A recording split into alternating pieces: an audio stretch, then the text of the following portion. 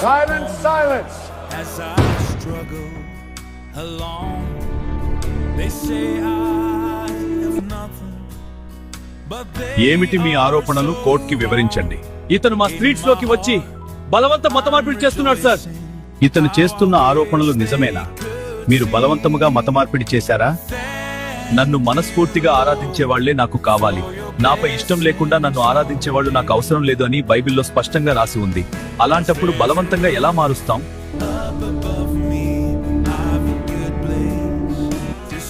మీరు రైస్ బ్యాగులు, డబ్బులు, కానుకలు ఆశ చూపించి మా వాళ్ళని మతం మార్చారు. నేను బీదలకు సహాయం చేయాలని చెప్పాను కాబట్టే వాళ్ళు చేస్తున్నారు, మతం మార్చాలని కాదు. వాళ్ళు మతం మారేది మీరిచ్చే వాటికి ఆశపడే. నా సేవకులిచ్చే ఆహార పదార్థాల కోసం మతం మారకండి.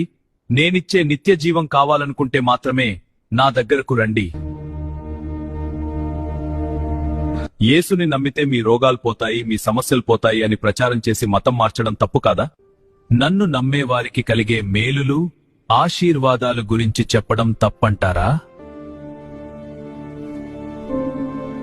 ఒక సబ్బు తయారీ కంపెనీ ఆ సబ్బు వాడడం వల్ల కలిగే లాభాల గురించి ప్రచారం చేయడం తప్పు కానప్పుడు, నన్ను నమ్మడం వల్ల కలిగే లాభాల గురించి చెప్పడం కూడా తప్పు కాదు.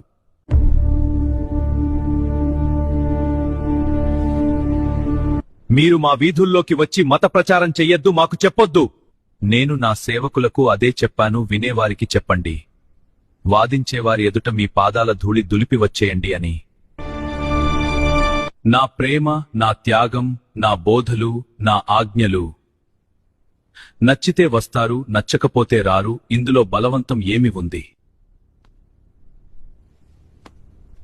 మీరు మత ప్రచారం చేయడం వల్ల రోజురోజుకి మా మతం తగ్గిపోతుంది. నేను మీ పాపముల కోసం మరణించాను. మీరు మీ పాపాలు ఒప్పుకొని విడిచిపెడితే నేను మిమ్మల్ని క్షమించి నిత్య జీవమిస్తాను.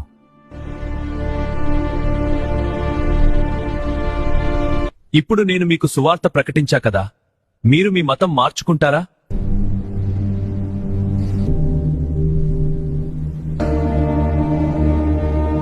వినగానే ఎవరు తమ మతం మార్చుకోరు.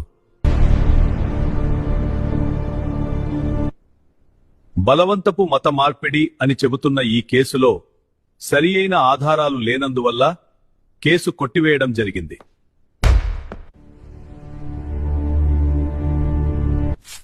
అలాగే సువార్త విన్నంత మాత్రాన మతం మారేంత బలహీనమైన మనసాక్షి మన మతం వారిది కాదని